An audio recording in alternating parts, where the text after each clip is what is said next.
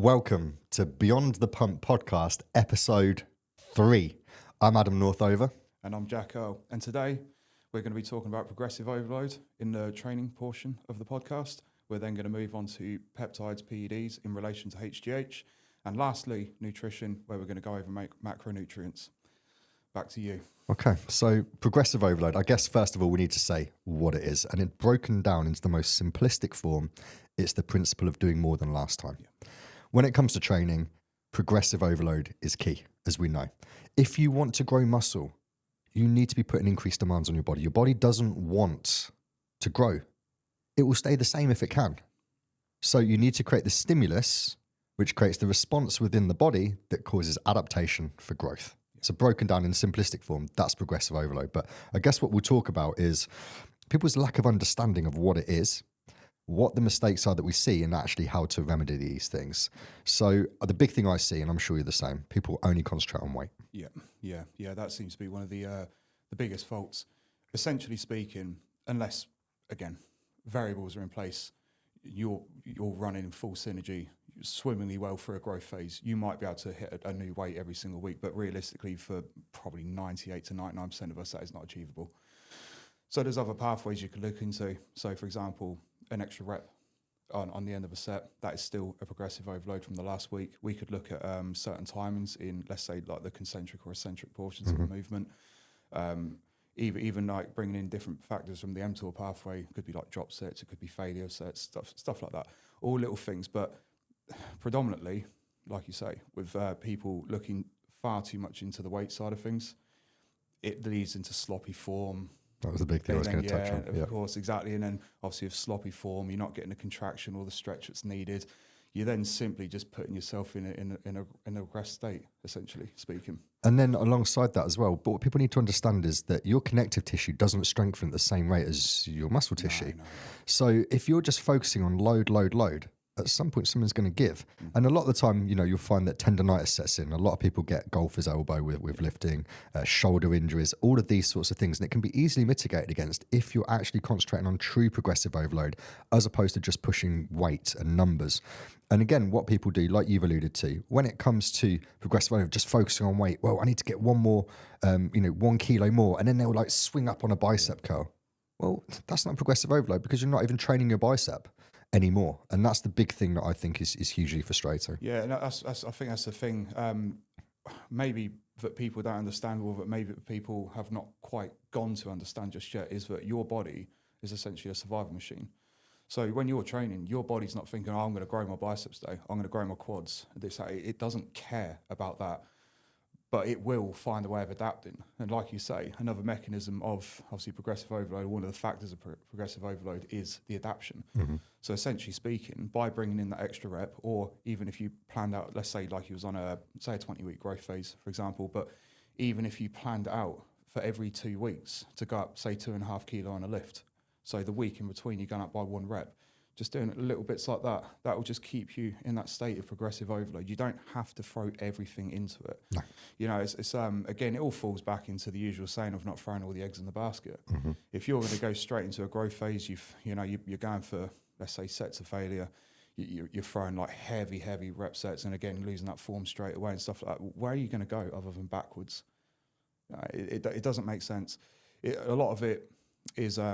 I suppose it is a structured plan. You need to be. I suppose I'm trying to think of the best way to word it.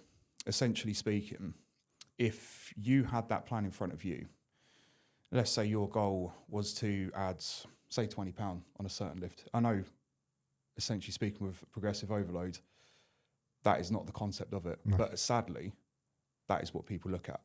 It's coming away from looking at what you're wanting to lift in 20 weeks rather than how much can I grow in that 20 weeks. And just see it as a tool as well. Like, it doesn't matter about the weight used. Your body doesn't know. No. It's all about taking it to that proximity to failure and understanding that there's actually very few reps that are effective for muscle growth within your working set. So, if you're working in a 10 to 15 rep range and you're reaching true failure at 15, you've probably got reps 13, 14, 15, which are good for muscle growth. Everything else is just a precursor that leads up to that. And again, that's where optimum form comes in, because if you're not even dialing in your form initially there, then by the time you get to that top end of the set, you're recruiting muscle fibers from everywhere. And again, that's not going to lead to specific growth on biceps, for instance, on a bicep curl. And that's another thing that I see people get really Actually, wrong. going back to what you just said there about form, now that's another pathway to progressive overload. Coming back and recorrecting your form. Absolutely. There's nothing wrong with that. And guys, again, like obviously every week we bring up about a deload. And now this is just to prove the point about a deload is not about weakness. It is actually about strength. Having that mentality about you, or the understanding of pulling back for a week to maybe hit new numbers the week after, or new reps. Those numbers being in weight or reps or whichever, we know by having that little deload, we can then get back into a progressive overload state. But again, if you were to go balls to the wall straight away, you're throwing everything from the tank in the first 4 weeks, you're going to come to a halt. And again, even like little things like you just said a minute ago, like when you're doing bicep curls, that elbow's raising. It doesn't sound like a lot to a lot of people, but I emphasize this point a lot to my clients about like elbow position and hand position, stuff like that. A lot, little twists and touches, tweaks here and there make a massive difference in the way you feel a muscle, the stretch or the contractile position of a lift. So managing those variables as well. Again, having that little pullback, if you need to recorrect your form, do not see it as weakness, see it as progression.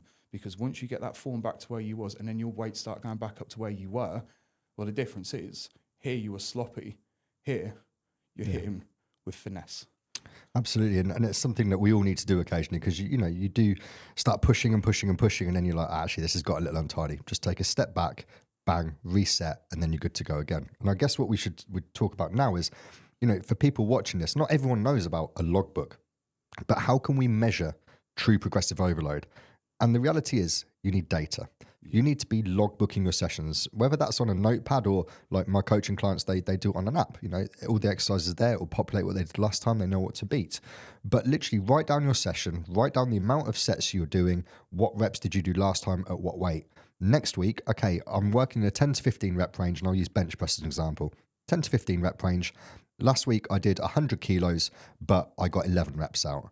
Do not go now on the next time you repeat that session to go, I'm going to do 105 kilos. You haven't earned the right to increase the right weight yet. What you want to do is look at that and go, well, actually, I got 11 out at 100 kilos, so now I'm going to try 12, 13, 14, 15. If you end up going like 16, 17, 18 or something on that set, then okay, second set, you can probably increase the weight. But first and foremost, earn that right to increase the weight, and you're going to save yourself a lot of bother when it comes to injury management as well, further down the line. And that's the thing, going by what Adam just said there as well, reps are a big deal in progressive overload. Now, there's a reason we have a rep range as well, especially in terms of failure. And again, linking into progressive overload, you don't have to, and again, falling back into the not going up in weight every single week. Those first, let's say you're going 4 weeks at a time in terms of progressive overload to, let's say, go up finally in weight on a lift. You got that rep range, like you say, 10 to 15. So your first week, as Adam said, 100 kilo bench press, you hit 10. Week after that, 11. Week after that, you got 12. If you're continuously going up in reps like that, even let's say it's a 2-rep gap where you hit 13 from 11 or something like that, maybe then it's time to bump the weight up. But just because it's time to bump the weight up, that doesn't mean slapping a 10 kilo on each side. It might just be the little biscuit weights of like the 1 1/4. There's no shame in that. There's no shame. You think you doing that every 4 weeks? I know obviously you wouldn't go into a progressive overload state across the entire year, but let's say you did. Every 4 weeks, you're doing that. That's an extra, that 1.25 each side, 2.5 kilo. That's 25 kilo over 10 months. Yeah. That's a lot of weight. Oh, it really is. It's a hell of a lot of weight. And if you look at like JP, Jordan Peters, probably the guy who's got the most muscle on a frame that you could possibly pack on. Yeah. He's a big believer in always applying progressive overload. And what he does is he has these micro change plates, 0.25 kilos. Bang, I'll put that on. Because over time, every 4 weeks, you're adding a kilo to a lift. Yeah. And then, like you say, if you're then multiplying that across the year, you're whacking up that weight significantly. And of course, that causes the adaptation. And it does it in a way that is sustainable. And if you can do a sustainable process, you're more likely to adhere to it for longer, and you'll get better results off the back of it as well. Yeah. And going back into what we said at the start as well, when we said about your body does not care, and it does not care about what weight you lift, it doesn't care about the reps you're hitting either. And this is where it falls into the whole muscle growth with, let's say, like the strength of your joints, or rather muscular strength in integrating towards like a joint strength. Because your body doesn't quite understand what it's doing in terms of like mechanical tension in the way it feels a certain weight, that's when you're going to blow out the other. Yep. So you've got to ask yourself then, if someone like Jordan Peters, who is very, he's probably world renowned now, isn't he? Yeah, I think He's so. a massive name in the industry of bodybuilding and fitness. So if someone with a name as big as Jordan Peters is only putting on little 0.25, let's say per week on a session, on an exercise per session, why on earth would you be going for 5s, 10s here and there? Like if this guy is one of the biggest names in an industry, and again, it falls back to all these pros. All these pros have similar sort of variables through their coaches, trainers, whatever it may be. They will look at these little principles of in progressive overload, and they will apply the same principles to their training. There is a reason why these guys are able to pack on so much muscle over year. Obviously, genetics plays, but they can do this continuously year to year without injury because they're training smart with progressive overload. Nick Walker doesn't walk around the way he does because he's training like an absolute tool. He is probably I'd say he is genuinely one of the prime examples of how to train out there. I send videos of him to clients, and when I see their form, I'm like, watch this guy, because every lift is standardized, the same rep tempo, everything. It is just precise. Yeah. And the more precise you can make your lifts, the better you're going to execute that movement and the better response you'll get in terms of localized muscle growth from the body part that you are trying to elicit growth from. And I think one of the things that we can touch on before we move on onto the PD side of things as well, that ties in really nicely with this, is kind of ego lifting, but the whole 1 rep max thing. And you know what? I speak from experience because I can't remember how old it was. It was maybe 10 years ago or so. I got caught up in how much can you bench, bro? And, I got up to a standard whereby I was on a Smith machine. I thought I could do 200 kilos and on a flat bench. And the 1 week I thought I'd hit it, and I came back and then I was like, I've miscalculated the weight of the bar. I thought it was 15 kilos. It was 7.5. So I was like, right, I need to do this today. Loaded up to 200 kilos, including that 7.5 kilos on the bar. And actually in the warm-up, I just didn't feel right. And I was like, nah, sod it. I'm not going to listen to my body. I'm just going to push through. Sure enough, started coming down on the eccentric phase of the movement. Bang, pec tear. And that was it. And I was out at the gym with my chest for months, all at the expense of ego lifting. So whenever I see guys doing their flat benches, 1 rep, and they're like, form is all over the place, they've got a spotter saying, yeah, you can do it and all this, I'm like, just stop. The 1 rep maxes in bodybuilding have no place. No one gives a fuck what you can lift. And it ties in with that progressive overload. Stay in a safe rep range, a weight that you can control, and you'll prevent that injury that will keep you out for months. Yeah. And when, again, talking about that sort of practicality of, and again, going against ego lifting, I'm going to use a big name here because it's a name that I feel that most people would have heard of, and that's going to be Chris Bumstead. So Chris Bumstead, his coach at the time, Hanny Rambod. Now, Hanny Rambod is arguably the best coach on the planet. Really. Absolutely, I would say so. He's got to be in the top 5 of the world. It has to be. So if, again, you're looking at Chris Bumstead, multiple Olympia winner. Now, I always bring in bicep curls into this, especially with ego lifting, because you'll know what I'm talking about. We've all seen it in the gym. It's always funny to watch, but for some reason, people also find it impressive. I suppose people that maybe aren't so educated within fitness. And that will be the knee bouncing. Now, if you've got a guy like Chris Bumstead who walks around in his off-season at, 250, 260 pound, yet he's only curling 16 to 20 kilo dumbbells. It tells you a lot about what you should be doing. Exactly. And if you look at yourself, you think, well, you know what? I'm weighing about 180 pounds right now. Chris Bumstead's weighing about 260, but I'm lifting more than him. So, all right. I'm stronger than Chris Bumstead. Yeah, I'm stronger than Chris Bumstead. Awesome. Then go watch Chris Bumstead hit some bicep curls and notice how it's literally just the lower half of his arm moving with his elbows tucked in, no shoulder movement, no elbow raise, no bouncing up and down knees, this, that, and the other. And then go watch yourself, record yourself doing it, and then just see basically whatever he's doing would more than likely be the opposite of what you're doing, just to try and push more weight. Mate, is it worth it? I saw a video last week or the week before.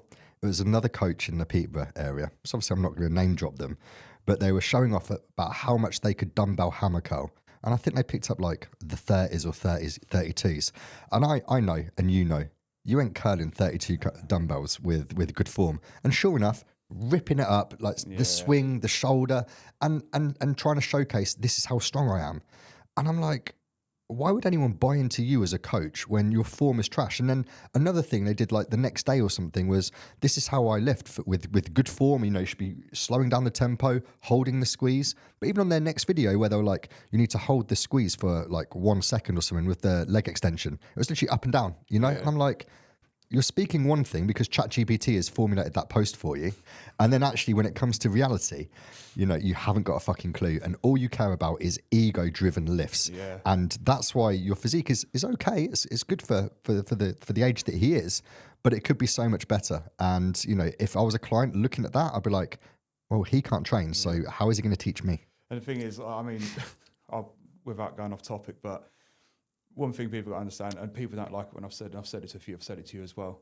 ChatGPT, guys, it's only as smart as the user that's using it. Yeah. It's all done on algorithm. So, if this guy's putting in, like, obviously his little post about how to, let's say, the perfect bicep curl, but in reality, in the other video, he's swinging around, his fucking shoulders are touching his ears, his elbows are up in the sky like this, he's jumping up and down basically off the floor just to get that rep up. Well, as let's say, a potential looking in, which one you believe in? Exactly that. And I know that the worst part is that most people will look at the crap form and be like, oh, he's got to be doing something right because he's lifting a lot of weight despite his form being completely shit. Mm-hmm. Yeah, that's probably the sad reality of ego lifting. But bottom line, just don't ego lift. Listen to your body. Your body, okay, maybe it won't talk to you, but it will certainly whisper. It's going to whisper things. If you're getting like little niggles, again, through the powers of ego lifting, you're getting little niggles in your shoulder because you're doing dumbbell curls and your elbow's finishing up here, then you should probably re-correct your form a little bit. Just lower that weight a little bit. Just start over, focus on your form, and actually feel what you're training, which would be, and it's in the name, bicep curl. Yeah. So I guess that's progressive overload in a nutshell, guys. Like, log your workouts, stay within a specified rep range, earn the right to increase the weight, and engage the mind-muscle connection. And from there, you will make way more progress of your lifts than if you were to just solely focus on moving weight alone. Yeah. So now we'll segue into the next topic, and it's one that a lot of people will be interested in because it's a very misunderstood compound, human growth hormone. Yes, yeah. Now, I think as we stem into this one, we're not going to go into like the depths of it, but basically we're going to go into more of we're going to look into two pathways. Obviously, the two main pathways that most people look into, irrespective of PEDs, peptides, obviously you can be natural and still these. Fundamentally, it is fat loss and muscle growth. Mm-hmm. So by this, the next, obviously, as we head into this topic, we're going to be then talking about like, is there a certain way to utilize either one or to get the best out of, let's say, an approach via the usage of HGH? So if me, through experience now, I'm actually pretty new to HGH myself. This is something that I've only recently started this year. I've had like little dabbles here and there, but financially I was never in a position to run it consistently. This year, I've been able to run it consistently, and I can hands down tell you now that results have certainly shown. I mean, which is interesting because sometimes people are like, "Oh, it's not the game changer you think." Yeah, it kind of honestly, is. I have to. Before using it, I'd have probably been that person saying, "Oh, maybe it isn't, maybe it's, but yeah." But now I've used it. I think that it's absolutely a game changer. So heading into the timings of this, or dosaging relating to timings, let's say we've got, I'm going to use a nice round number on this one. Yep. We're going to go for the standard sort of 4 IU yep. of HGH.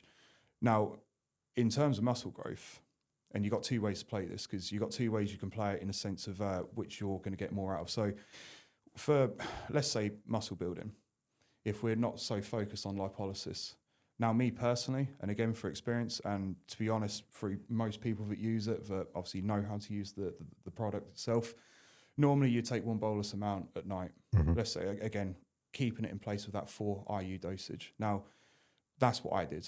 And don't get me wrong, I probably could have split it. But I also know at the same time, by splitting an HGH dose, it falls more into lipolysis. Mm-hmm. So that's where you got to think, what angle am I going for? So in an off-season, essentially, I'd be looking at putting 4 IU in at night.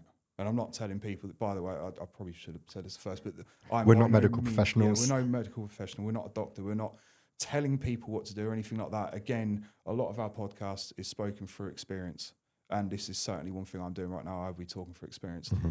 So going through a lot of studies, I'm not one of these people that will just say, and even if like my coach will say to me, like, Jack, we're going to be bringing in this, and let's say, HGH, I won't just be like, yeah, all right then, awesome. Mm-hmm. I will study it. Yeah. Because You want to know what's going into your body. Exactly. And education's a fucking powerful tool in this game. It's a very powerful tool. If you understand a certain product more, or like a bit of PED or a peptide, even supplementation, if you understand the principles of like of an item, you're going to get more out of it. So falling back. So if, let's say, with prep, this is where I changed it. So instead of going for the 4RU, we know within prep, we're not here to grow muscle. It's all about maintaining muscle. That's where the difference lies. Now, HGH will certainly help you do that. Why? The powers of recovery. There are no two ways about it, but your recovery when on HGH is certainly heightened. It is a lot higher than it would normally be, even if PEDs were in play. So with this, that's when I started to split it. So I knew that they reckon the lipolic effect of HGH is normally around the realms of about 10 to 12 hours in activity or in active life. So by me splitting like an AM, PM dosage, I know that lipolysis effect is running out through the day. And with obviously, let's say, putting the 4RU, this is where I'm aiming for more recovery. Now, people think that, I think this is probably one of the misconceptions of HGH. Of course, yes, it does lead to muscle growth. There is no two ways about it. But I wouldn't say it's the most anabolic compound out there. There are certainly more anabolic compounds out there.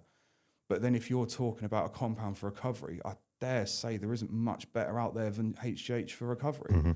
We know as well, when we're going to sleep, we're in a fasted state. We know as well that when we're asleep, that is our active or our most practical time or most functional, the most functional time for rest and recovery. So applying that 4RU at night when I know that's going to boost my recovery, I also know because of the muscle's been broken down, we also know that it heightens insulin sensitivity, which also in turn helps nutrient uptake, partitioning towards the muscle, better muscle growth via recovery, blah, blah, blah. So that would be the main concept. That's what I'm looking at. In a growth phase, again, it falls down to that recovery. We obviously know there's work to be done in the gym and obviously with your diet and this, that, but for most not, again, falling back into training, progressive overload, recovery is key. Recovery is still the main factor of what will keep you progressing in the gym. Yeah, and one of the courses that I'm studying is the John Jewett course, J3U, and he is a big proponent of using it in the evening, as in like last thing before bed. So after your last meal, so that you maintain the insulin sensitivity. But one of the things that you were saying is it used to be a case of, say you're taking 4RU, you'd split it 2 in the morning, 2 in the evening. It was like, no. Like you said, the bolus amount in the evening. And then when you start titrating above that sort of dose, then it may be prudent to then split the dosage slightly. So if we were to go into that realm, now let's double. Let's say 8RU. Now that's where I'd be taking a different approach. Yeah. But I'd still be putting a bolus amount at night. Absolutely. So out of the 8, again, free muscle growth, if I were to look at it that way. And this is the irony of this one. This is where it doesn't change too much between obviously the lipolysis effect or the muscle growth effect. Now this is where you'll find that most athletes that use HGH, this is where it don't differentiate. So when they start getting to the realms of 8 to 10 RU and I know like to a lot of people, they'll be sat for quite a lot. Yes. In bodybuilding terms, it's not because... that's sensible in bodybuilding. Yeah. Well, if you look at Jay Cutler, he was always like, more is better. And obviously he's gone back on that a little bit now is know, where he is. But there's so many different studies that have come out since Jay Cutler's day. But I suppose when you're a big name like Jay Cutler, you can say something, it sticks into the minds of a lot of people. I mean, going by like, the gym I go to, Dorian Yates, Mike Mentzer, 2 names that are very much brought up in the gym I go to. And a lot of people still use the practicality of their sciences. It's not to say that they don't work, but I dare say that there's probably quite a percentile portion of their sciences that have changed in future. Absolutely, and also they were genetic freaks. Exactly, yeah, and we've learned a lot from what they've done, and we've made a more practical case, and we can do certain things without, obviously, being realistic, less injuries. So yeah, going back to the 8RU, now let's say I was going into growth, as in like an actual growth phase, that's, again, there would be a split. Some people, I mean, I've heard of some guys, I'll use like one strain of HGH, like Serostem. So Serostem typically comes at about 18 IU per, like, let's say, vial. With Serostem, typically as well, that would be literally bang in one hit before you go to sleep. Would everyone do it that way? No, of course not. But afford it for a start. Yeah, that is true. But again, so I mean, how I'd look at it is, if I was going for muscle growth, I'd probably go for, let's say, 5 at night. I'd split the other 3 during the day, and I'd probably only do that as an AM, PM as well. If, let's say, I was going for a lipotic effect, I'd then probably do like a 2-2-4, something like that. Just keeping that like keeping myself in like a heightened range of lipolysis throughout the day, or keeping myself in that heightened lipolytic effect throughout the day. But I mean, in terms of, I suppose once you get over a certain dosage, there isn't really much difference between the two. That it would then probably fall into how you use certain PEDs, Exactly that. training methods, nutrition. And then we really should touch on really kind of the minimum volume that you should be taking, minimum dosage. And I would say that with growth hormone, I would say the minimum really should be, for bodybuilding terms, is probably 4. Like it used to be thought 2 or 3, but it won't do an awful lot. Like at those sorts of levels, you're going to be looking at improved skin, improved hair, nails, these sorts of things. Bone Maybe density and stuff like joints as well, joint protective. yeah. So you will see some benefits, but in terms of muscle growth, it's not really, and even increased lipolysis, probably not going to do an awful lot. But kind of 4 seems to be that sweet spot. So if you can't afford that sort of amount, I wouldn't even bother putting it in. And I'll tell you one thing, we're actually, whilst we're on this topic, because there's a big, not stigma as such, but I guess it's how I was saying earlier about like a big name like Jay Cutler can come out and say something that will sort of stick into people's heads throughout the ages, whatever. There's one of those in terms of HGH, and that would be the fact that it takes 6 months to kick in. I couldn't disagree with that anymore since using it. Don't get me wrong. If, let's say, we was going down the realms of like a 2 to 3 IU, then you're probably... for longevity purposes, you probably are looking for 6 months. But I dare say 4 IU, all right, you probably cut that back. But then if you're going into the realms of 5 or 6, it's pretty much on the money. You got to remember as well, guys, like HGH, we release it every single day. So why then, if you're bringing in an exogenous version of HGH, why then would your body be like, you know what? I'm going to wait 6 months to release that. Mm-hmm.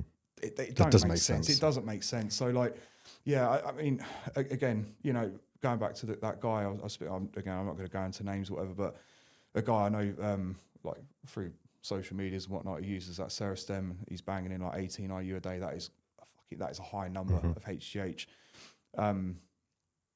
He's probably going to see the differences within a week, maybe 2 weeks at most. But in terms of, if don't get me wrong, you can get a lot done with PEDs only, even as a natural.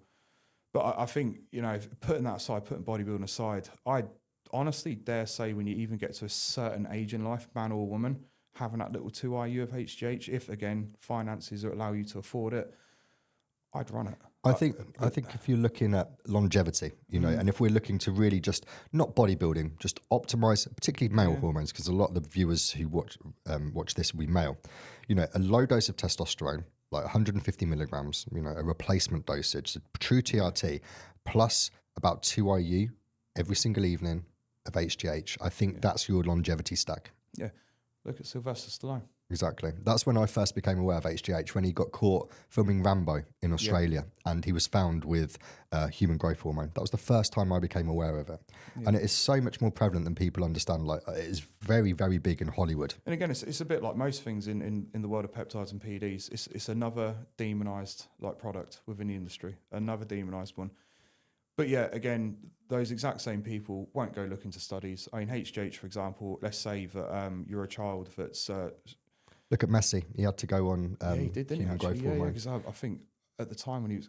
I don't even think he was 4 foot tall, was he? Or no, I think it was an issue of his pituitary gland not secreting enough human growth hormone, so he had to go on it. He stunted his growth. Exactly. And, the drug that's demonised, he ended up to be probably arguably the greatest footballer that's ever graced the pitch. That. So, I mean, I'm not saying that's why he's done it, obviously. No. It's just giving him what he needed, in order to fulfill his genetic potential. And the thing, they give this to children that have links missing from their genetic DNA, that let's say that affect their height, or let's just say the overall growth, like through childhood up to adolescence. There's been cases of it, and they study it. So if they are using a peptide like HGH and they're giving this to a child, the reason it's demonized is because of the same as PEDs are the fucking idiots out there that use it in stupid doses, don't know how to use shit, don't know how to use time, and don't know how to diet, train, or anything else with That's it. That's, but you got to look away from people like that. The horror stories you see are normally because those people have about the IQ of a fucking ant, and that's an insult to the ant. So, but, I guess we should talk a little bit about some of the side effects of HGH. What can it cause? And I think one of the most common symptoms is carpal tunnel syndrome. So, nerves shooting down your arms and that sort of thing. You can't grip properly. But again, the numbness as well. that tends to be high dosage. It can enhance, promote nose growth. Like if you look at a lot of top level athletes who take it, their noses change. They almost get like the HGH horns, they call it, and the defined brow. But you have to understand as well, this is at very, very high level dosages. To your average man taking 2 to 4 IU, you're not going to get those sorts of effects. In general, you will see things like better skin, hair, nails, all that sort of thing, and also energy. Because they believe there was another one as well, weren't I? I think it was in relation to the elbow. Chris Cormier was one of those, wasn't he? Had that real big growth. It sort of just sticks out, like a golf ball. But and then hand growth, that's another one as well. One thing, funny enough, the one we actually haven't brought up was the gut distension. Now, of course, like HGH to a degree, again, through large dosages, it'll have an effect, but where people get that wrong is it's actually food related. It's food volume. That's it. It's force feeding all the time, eating like a fat pig in bloody growth season. And also taking a lot of insulin, which allows you to eat more. Obviously we know it helps with appetite. So then they can force more food down, which then causes the distension of the stomach. It's again, use and abuse. And if you're using things smartly, then you won't get that. That's the thing. Like, insulin is a very powerful tool. It's, bioidentical to the body. Don't abuse it for that reason. You keep your body in a way where it's able to adapt and use it efficiently. So no, and I think that's again going back into the force feeding side of things with like gut distension and stuff like that. It is again the idiots that force feed with high dosages of insulin. Now, insulin, unlike Reta, will not partition nutrients. It will help regulation of uptake, but because of that, when you got insulin, it's not saying carbs, proteins. Oh no, better push fat away. No, it's taking the lot in. It's just taking a lot and keep it coming. There was something like Reta, because funny enough, we was talking about this earlier. Something like Reta, with nutrient partitioning, if HGH was into play, you can lower your food and you probably realistically get a very similar result and not push insulin. And without diversifying too much as well, just on the subject of insulin, do not consume huge amounts of fats after you've taken insulin, because you will just get fat. That's where if you're taking exogenous insulin, you need to have a very low fat diet, and that segues nicely into our next topic, which is diet. And one of the things that we're going to talk about today is more about giving people ideas of what they can or should be eating in terms of supporting muscle growth, talking about protein, fats, carbs. And, if people are looking at their diet, then you should be consuming enough protein. We all know that. Everyone knows it. How much protein? Well, anywhere between, I would say, 0.8 to 1.2. Anywhere between 1.2, upper end 1.5 if you're a really big guy. If you're a big dude, grams of protein per pound of kind of lean body weight. I tend to program about 1.1. That's kind of my sweet spot. And then the rest of the diet can be made up through fats and carbs. We'll come on to that in relation to males, females in a bit, because we had a good listener question from someone in relation to that. But then when you're looking at your proteins, fats, carbs, your protein and your carbs, they have 4 calories per gram. Your fats have 9. So if you've got a high fat diet, then you will be getting less food volume if you want your calories the same. But I guess what we'll do really is talk about, first of all, protein, because it's a really common thing. I struggle to get my protein in every day. I'm like, how? So we'll talk about really the top protein sources. So I'll start off with the ones that I typically use for people is obviously a whey protein powder. Nice and convenient, cheap. Yes, whey isolate is best, but that is damn expensive. So it's often, budget dependent. But any good quality whey protein will do. And then the big ones that I use, eggs, egg whites in particular, because you haven't got the fats there. Chicken breast, beef mince, 5% beef mince at that. Again, lower fat, lower calories. Tuna for big fish lovers. I hate fish, so I tend not to program things too much. Salmon is good, but again, very high in your fats. So actually, I'd use that more as the fat source than the protein source. And things like Greek yogurt as well. Anything on top of that you really like to use? To be honest, mate, if we're talking about sources of protein, I'm pretty much identical to what you use, to be honest. And not the protein bars, protein desserts? Yeah, funnily enough, mate, no, because they're full of shit. Exactly. So, and, I know we sound like a broken record when we say this, but what's the one commonality we've both done here in terms of what we distribute towards our clients? It's the simplicity. And simple works. I know. And Adam, you're telling me that I can't have 1,000 options of protein, so I can fail 1,000 different ways. You don't need them. Exactly. So it's, you just keep it simple, guys. Like every person that keeps it simple gets a simple return, and that simple return is a result. Exactly. And that simple return is muscle growth. And, when it comes to protein sources, yes, okay, you do have things like these protein desserts. And in moderation, I will put in a Lindel's high protein yogurt, which is 15 to 20 grams. Yeah. On occasion, a Lidl protein dessert. I'd prefer those actually over something like a protein bar, because the calories in them are so much, like about 230 calories for 20 grams of protein, and something that doesn't fill you up whatsoever. In a fat loss phase, you don't want a protein bar in there. You want whole food. You get about 165 grams of chicken for like 230 calories or so. You even put it into the term of eggs. 230 calorie protein bar. I mean, hell, that's like 3 large eggs and 150 mil of bloody egg white. Exactly, and then scramble that up, and it's so satiating. You got like this much volume compared to this. Yeah. If you're in a fat loss phase, I don't know about you, but but Jack, that's got chocolate on it. Yeah, well, guess what? You can still use seeds and make your eggs taste nice, can't you? It's not difficult. Like, actually, before I bloody divert onto that bloody rant, going into like carbs and proteins, fats. I don't know about you, and I don't know about how you do things, but let's say if we're talking about like the implication of let's say raising or lowering certain like fundamental, like the macronutrients itself. So more often than not, I dare say, let's say I begun a growth phase with a client. Now let's say I'm just going to use a round number, 200 grams of protein, right? Let's just say that's there for that client there. By the end of that growth phase, he might be touching around that sort of like, say, 235, 250, something around that region. But it doesn't move much. No. And then you'll normally find when, let's say, you go from that growth phase into the fat loss phase, that 250 will probably only really lower to 240. I'm not really going to touch that. No, protein tends to remain pretty stable. Yeah. With this, we want to be able to maintain the muscle. That is going to help us maintain the muscle. 9 times out of 10, it's the fats and carbs get played with. 100%. The carbs, especially for muscle growth, and I know this is going to be crazy for some people to understand, but carbs are genuinely one of the, I'd arguably say, the biggest driver for muscle growth if you're in terms of nutrients. And I know people tend to say, but protein, I've took a protein shake. That means I've just put on a pound of muscle. No. Protein fuels more for your recovery. That is the general consensus of it. I always obviously, I think we've spoken before in a previous episode about the peri-workout nutrition. Carbs before, carbs after. Yeah. Not always possible in a fat loss phase. When you're sucking down like on prep and that sort of thing, like needs must. But if we're talking about optimum, I want my carbs pre and post workout. And then if the rest of the day they need to go out because we're really fucking digging, so be it. But the last things I want to remove are those carbs from around that training window. Yeah.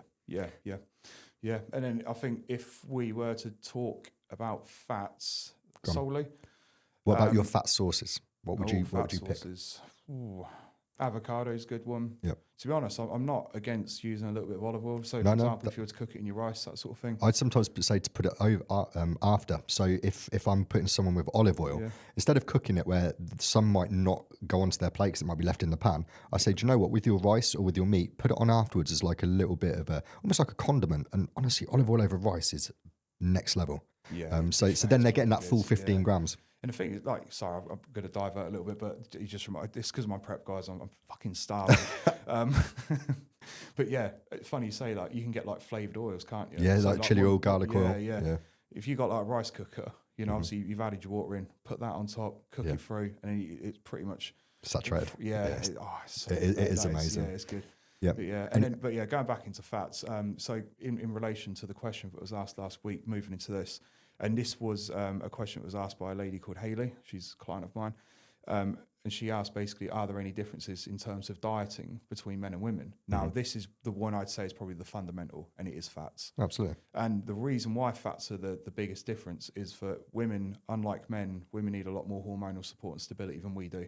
Men are simplistic creatures. We're very, very simple in terms of like that, I suppose, getting that hormonal balance. Genetic makeup almost. Yeah, exactly it. And women, especially for estrogen and estrogen stability, fats. You need fats. Fats support estrogen. Fats will help a woman be a healthier woman. Yeah, you'll tend to find that you drive carbs lower for female, keep the fats higher. And with men, however, fats are dangerous. We store fat a lot more. Women oxidize fat a lot more efficiently than men. You have to remember as well that with fats, and we store fat a lot differently to women. Now, women store fat around like the sort of hip area. I know there's a specific word for it. I can't remember the bloody word for it now. It's like geno something. But with that, they carry that fat around certain areas because of fertility. Obviously, this relates to estrogen. So we have to sort of look at different measures. I know you don't like coach women. I know I coach a few myself. I used to I coach women. Yeah, of course, yeah. But that'd honestly be one of the main premises. Essentially, men need more carbs, women need more fats. And a lot of the time with a male, you can say, right, I'm driving your fats down low, even sometimes to like 30, 40 grams. Yeah. And you go, well, actually, you know what? All I want you to do is make sure you're supplementing with a high quality fish oil, krill oil, or a good quality omega. That will suffice for your dietary fats. And do you know what sucks for keto lovers as well? Most people, and I don't know about you, but most people that fall into that range of bloody keto lovers or the carnivore lovers and stuff like that are men. Yeah. You know the irony behind this, guys? You bloody keto and carnivore lovers, it suits women more. Yeah, of course it does. Yeah, it does. It literally suits women more. If for example, if I've got like, let's say like a woman wanted to take the approach of a keto diet, I'd actually generally be a lot more agreeable towards a woman doing a keto diet than a male doing it. Do you know what? My only time when I will use keto, and I'm semi doing it right now, which you're going to hate, but literally a 2-week blast, like literally reset and then bang, because I love carbohydrates, but I know that my body responds well. I know that the first part of it that goes is water weight. But you said it there in one word. You're using it for a reset. Exactly that. Exactly. You know, it's not a sustainable diet that I'm going to be doing for 8, 12 weeks or anything like that. It's just, right, quick, get in, get out, and then get it done, and then go back to eating properly, you know? And it does work well. It works really well, but that's the only time I'd use it. And it does help with resetting insulin sensitivity as well, which is a big one. Yeah, but I mean, especially in terms of men, I dare say the most important driver of nutrients would be carbohydrates. Women, especially for hormonal support, stability, fats, protein between obviously both biological sides. Proteins they come into play. It's pretty uniform. You want a set standard with it. That's it. But then we were saying about our fat sources as well. So you said avocado, olive oil. For me, I use almond butter quite a bit. 85% or more dark chocolate. Yeah. And then you can have the fattier cuts of meat, like your salmon or your rump steak, sirloin steak, or something along those lines. But again, you need to be wary of the fat content of those. They're more, you know, when you wanting to get fats up there, as opposed to, right, I'm on a cut, don't put them in. It's like everything, isn't it? Time and place. Time and place. I mean, if, you know, let's say, for example, you know, to be fair, steak isn't unfamiliar on a diet if you're trying to drive up fats or whatever. But it falls into that timing. Even with women, you know, for example, like the menstrual cycles and whatnot, you will find that you have to play around differently with nutrients. You know, it's something like even myself as a coach, I'm not afraid to admit these things, even live on YouTube. You know, at the end of the day, I'm trying to be the best coach I can be. So I will outright tell people right now, I'm still studying certain things. I'm still trying to Of course, you've always got to. You've always got to. You're leveling up as a coach. Yeah, there's no shame in doing that either. You know, I don't know why people stigmatise that. But, you know, I've learned as well, sort of, since I've coached women, when it comes to dieting, I find women certainly need more changes than men. With men, typically, it's ironic as well, because men are normally the ones who want more changes. They do. But we don't need it. I can tell you now, guys, as well, right? I have literally eaten the same breakfast for about 2 fucking years straight. Yeah, just ramping up quantities or decreasing it. That's all I do. I literally, if I know I'm in fat loss phase, I know it's got to come down, you take stuff away. If I'm going back into a growth phase, it's coming back Add up. another bagel. Yeah, that's it. And, you know, if I'm going into a maintenance phase, then I've just probably got to pull it in the middle. But I've stuck to that same meal for like 2.5 years now. And it's not difficult. It's going back to the simplicity of this process. Like, you've got to ask yourself, what are you looking to achieve? Do you want to be a fucking chef? Or do you want to get a fucking good physique within 6 months? If so, change your habits. Just lock in, like fully commit to yourself. Don't think that, every meal needs to be different. No, you can season it different. You can mix and match your carbohydrate sources. You can mix and match your protein sources, but keep them fundamentally basic, primarily single ingredient foods. And you know what? You'll get a much better body at the end of it. And then understand that all that tasty food is there at the end of it. And in a growth phase, you can be a little bit more relaxed because you have more calories to play with. Yeah. So frustrating. And I guess what we'll do then, we'll talk about carbohydrates just in terms of sources, so people know, you know, okay, what should I be eating? For me, I love sourdough. It digests so well. It's something I program a lot. But on the flip side, I also program bagels. Yeah, I know they're heavily processed, but at the same time, they're damn tasty, good form of carbohydrates. And to be fair, they digest pretty easily as well. Yeah. So, yeah. And then your white rice, I always prefer white over brown because it's easier to digest. You know, all brown rice it's got that husk. Brown rice, it's got an extra gram of fibre in it. Oh, I know. Well, how about have some fucking veggies? You know. But it's honestly so true. What we program white and not brown, but brown's healthier. No, it's not. It's not. It's just much harder to digest because it's got the casing. Inside, it's the same fucking grain of rice. So it tends to be jasmine rice, to be fair, because it's the nicest. Jasmine rice, best one anyway. Bangs. Best one. And then things like white potato, even white pasta. I know that's a multi-ingredient food, but again, tends to digest pretty well. Oats, cream of rice.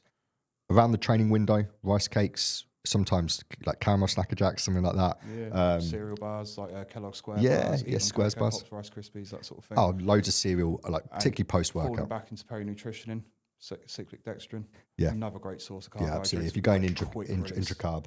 Sorry, quick absorb, not quick release. I go for that or Vitago. Vitago, that's some good stuff as well. Yeah, great to add to a protein shake. Yeah, exactly that. So, good. you know, particularly, again, you can add both of those intra. That's a good little thing, something we just fell onto there. And again, this is like the beauty of nutrition. You generally can just either recap on something, learn something new. But Vitago, guys, if you're one of these people looking to a mass gainer, just get some Vitago. Exactly. Like just buy some Vitago. Like, you're cutting out all the sugars. You're cutting out all the bloody the E numbers and obviously all like the artificial like flavorings and stuff like that. You're eliminating so much crap out of it. You can simply add that to a whey protein, obviously a good whey protein. Yes. And you have essentially your mass gainer. Do you know, there's one good mass gainer that I recommend to people. It's bulk.com mass gainer. I've had a look at the ingredients. It's protein and oats, micronized oats. Perfect. I'll tell you a good one, actually. Going on this, Rich Piana's. Do you remember he made that whole food, real food? I had that one. Yeah, that was a good. It was like yams, blueberries, some other stuff in there. That was good. Yeah, exactly. That was genuinely pretty healthy. Yeah, exactly. Like mass gainers, that was a pretty good one. So pretty much those are the carb sources I tend to go around, and then with that, you know, I've got pasta. Well, right. Use passata or chopped tomatoes, base for sauce. That's one of your vegetables that we want you to be having anyway. Add some seasonings, that sort of thing. Oh, okay. Well, I want a chili tonight. Okay, we'll substitute your chicken for mince. Now you can make that sauce into a chili. It's funny you say that. I actually spoke to one of my clients about this the other day. You should see the look on his face, like honestly, like genuine happiness, like his smile touched ear to ear. Because I said to him, because basically he was asking, like, is he able to have like jacket potato, like just obviously like for like efficiency of eating, because he works long days or whatever. So I was like, yeah, it's not a problem. I said, obviously, don't slap a load of butter on it. I said, we can have a little bit to get some fats in it, whatever. I said, but make sure it's like a real butter, not this fucking tubbed up margarine shit or anything like that. And I said to him, I was like, do you like chili? He was like, yeah. I said, have a chili con carne sauce. Yeah. Mix it into your mince. I said, you're looking, you know, you put like, say, a third of a jar in, you're looking at 30, 40 calories. I mean, and this is that's what bothers me about this whole flexible diet thing. And I do apologize about keep bringing it up. But that is how simple it is to make a meal taste nice. So why the fuck does anyone need 1,000 options? And then, even on top of that, white potato. You've got a white potato there. Think of how many things you can do with it. Homemade chips, homemade wedges, mashed potato, fried potato. Like, there's so many different things you can do with a single potato, jacket potato. Yeah, look at Josh Bridgman's recipe he did. I think it's like a crushed potato, weren't he? He basically got like new potatoes. He crushed them down with his thumb. And obviously you'll get like the mortar. So you'll get like rock salt, you'll get peppercorns, and then I think it's like paprika. Obviously he stands there, he'll grind it up and he'll just sprinkle that all over the top. I've tried it. It's fucking gorgeous. It's really good. And guess what? With all that little added, like obviously like it's just full of flavour. Yeah, exactly. And I've probably put on 2, maybe 3 calories on top of my meal. You know, it tastes good. It baffles me because when I program for people, I have their protein source, their carb source listed. Excuse me, I'm going to cough. Yeah. And then with that, I then break it down underneath. And I have like 10 different protein sources, 10 different carb sources. And people want more. I'm like, fuck me. Most coaches will never give you that much variety. You know, like when I've worked with coaches before, it's like white potato or rice. That's it. I'm giving you fucking 10 and 10, which is 100 different combinations. And you're telling me you want something different. What you want and what you're not telling me is, I want a fucking pizza. I want a McDonald's. That comes down to it. Well, you don't want a fucking good body then. Yeah. That's it. Yeah. I couldn't agree more. That's like for example, today, like I'm back carb loading, this, that, and the other. And yeah, guess what? Like today, 3 of my meals, chicken and rice. Yeah, because it works. Yeah, exactly, because it works. But, you know, instead of me sitting there panicking about, oh, fuck me, I don't have like 2,000 options on this one, I don't have like another 700 for that one, this, that, and the other. Guess what? Different seasoning each meal. I'll make it taste different each meal because it just keeps you moving forward. You're not worrying. I'm at the moment, I'm fucking grateful I've got food coming in. I'm fucking happy I've got some food coming in. You know, like, again, it just falls into purpose. Eat for purpose, not for pleasure. You can eat for pleasure on your cheat day. You can eat for pleasure if you've got like an off-plan meal booked in for like with your lads or family or something like that, or when you're away on holiday. Have pleasure then. But whilst you're dieting, whilst you're paying someone to get a result, use your fucking head and realise it's for purpose and not for pleasure. But even then, it can still be for pleasure. Oh, yeah, like, yeah, do you know yeah. what I mean? As in, like, what we're talking about, making that food really tasty. And it's like, okay, one of the things that I program in is egg noodles at a cooked weight. Yeah. So I'm like, well, have a fucking stir fry now. Like, there's so many different things that people can have. And then they're like, well, I still want more. And I'm like, well, there's some recipe books in my app. But at the same time, if I was to program you a different meal plan every single day, you'd be like, this is too much. I don't want to be making, you know, 5 different meals every single fucking day. Yeah, do you know what? That's actually something I've sort of clicked on a commonality I've noticed since being a coach. Actually, it's funny you say that. People will actually come towards you and say that they want to keep like a simple. Don't get me wrong. There are people that actually mean what they say because they got that want behind it. But sometimes you get that person come up to you and they'll say, like, look, just keep it simple. I don't want all the faffing around of prep. 2 days pass. Can you change this? Can you change that? Can you change this? Can you change that? This, that. I don't like this. I want that in. I want this. I don't want this and that. You know what I mean? I'm thinking like, which one is it then? Yeah. You told me you want simple diet for the simple. Obviously, we both have the same sort of thought process within that 4th month that simple is better. Obviously, our job as a coach is to understand how that person works, not just physically, but mentally as well, because food does interlink to both, and it does. You know, so I mean, if you're going to start, and again, I'm going to use the word bored very lightly because bored and discipline seem to be words that get crossed in this. Because now, like I said, I've had the same breakfast for 2 to 2.5 years now. I'm not bored of it. Man, I'm not. I'm exactly the same. No, you know, because I'm assuming with, like yourself, you know, like we said, I suppose this is where the pleasure side does come in. But every meal you eat are meals you genuinely enjoy to eat, but you'll eat every single day of every and still week, enjoy it. every month of every fucking year. Yeah. And I just get more or less depending on whether I'm bulking or cutting, which leads us on to our final bit, really. We're going to give a little update as to where we're at. And I think you should start because you've got something far more exciting than me coming up. So personal update from Jack. Right, so personal update. Currently, 2 days out from show. Well, it will be by the time we finish this. So I'll be heading into Two Bros, going to Grays, Essex. So it'll be the, I think they renamed it. It was like the Vitae Plant Classic or something. I don't know, yeah. But anyway, it's at the Civic Hall Centre. So I'll be jumping into like the light heavyweight category, which allows me up to 198. It's either a quarter or 3/4 pound. Where are you at the moment?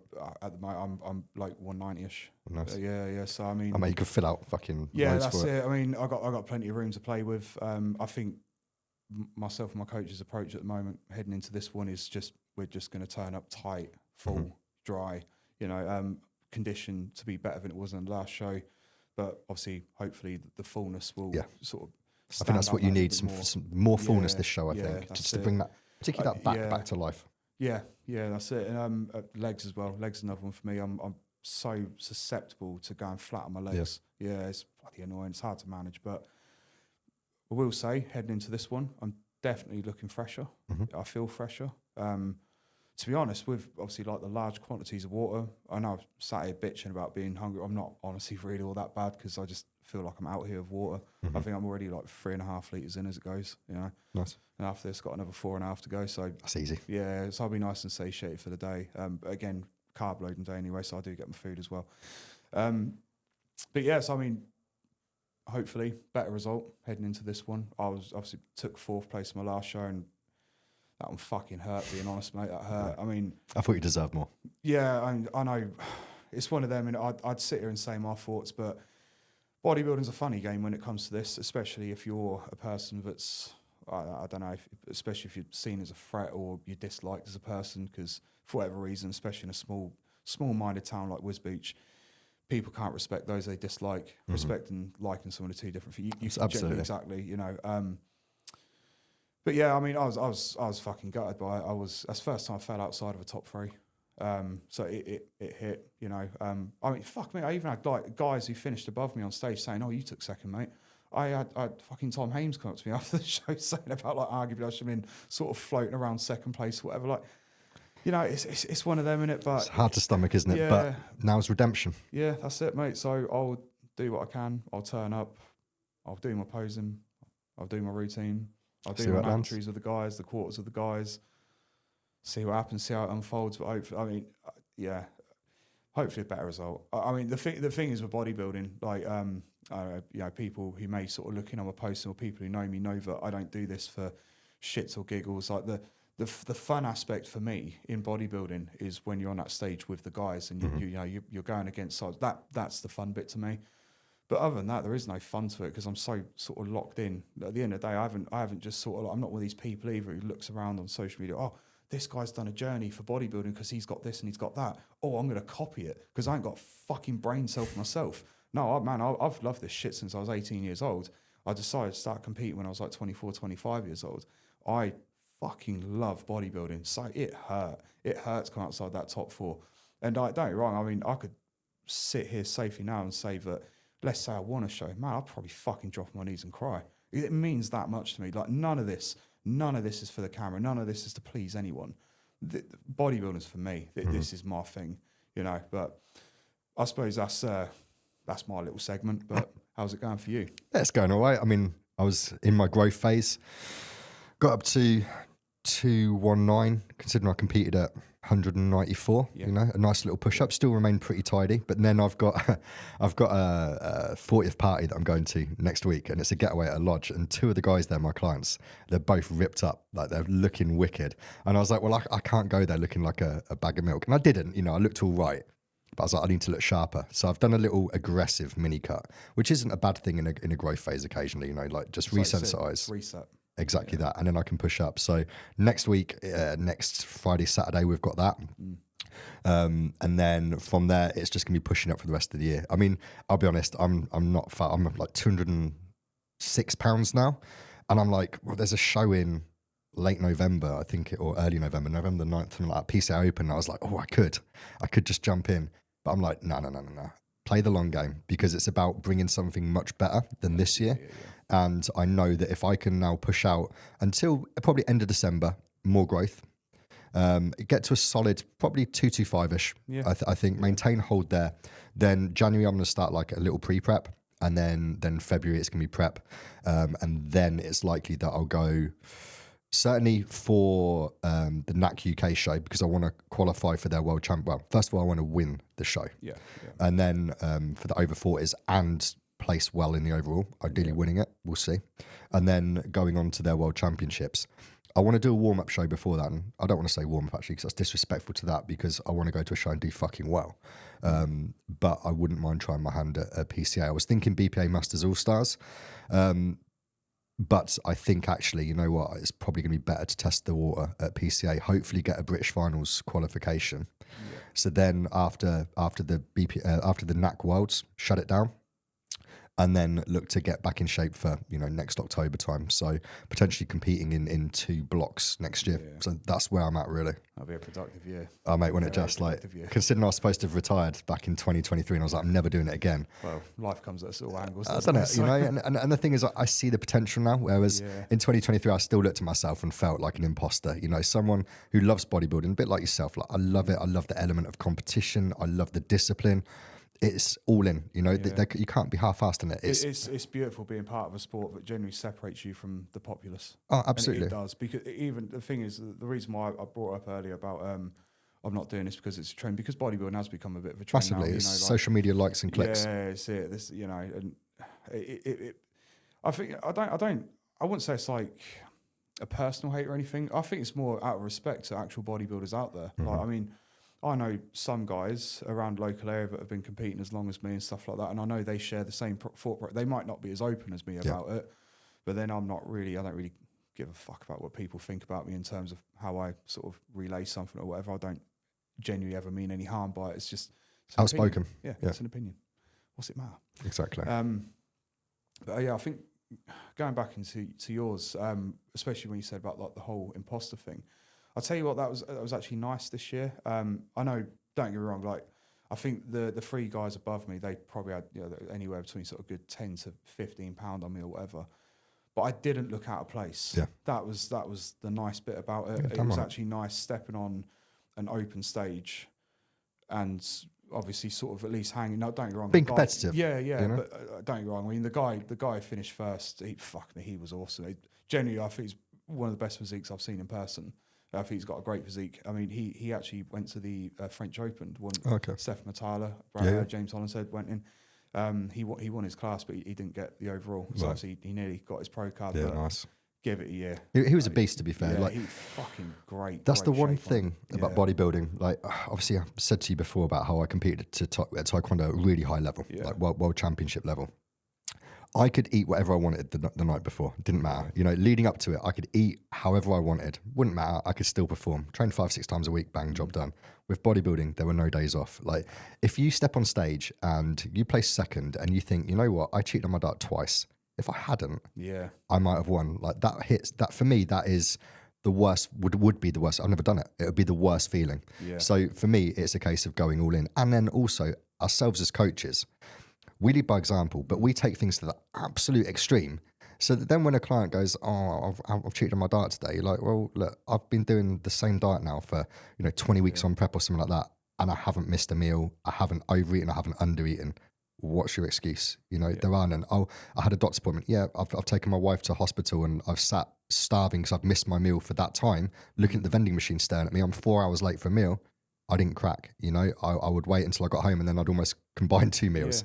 There's always a way around it. And a lot of time it's like you say, it's what separates you because it's the mental aspect as opposed to the physical. Yeah. So that is episode 3 pretty much wrapped up. So thank you guys for watching once more. This has been Beyond the Pump, where the science meets the grind. Meets the grind. So do us a favor, like, share, subscribe, drop a comment, and if you want us to cover anything on the next episode, just message us. Yeah. And until then, guys, we'll see you soon. Take care.